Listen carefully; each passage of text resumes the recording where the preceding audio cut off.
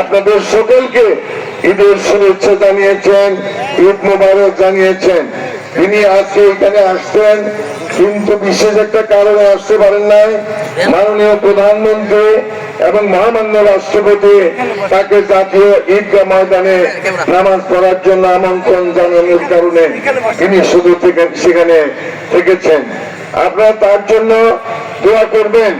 এই ঈদগাহ ময়দানটি স্থাপন করেছে করবেন, বর্তমানে যারা জীবিত রয়েছেন তাদের জন্য দোয়া করবেন।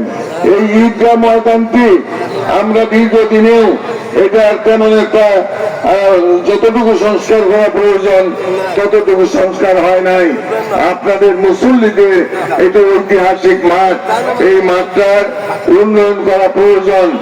আমি স্বপন ফকির সাহেবের সঙ্গে কথা বলেছি, তার একটা সুযোগ এসেছে, তিনি 3টা মন্ত্রণালয়ের দায়িত্বে, তিনি ইনশাল্লাহ তিনি কথা দিয়েছেন এই মাঠে পর্যাপ্ত পরিমাণে মাটি কেটে দিয়ে মাঠটির উন্নয়ন সাধন করবেন।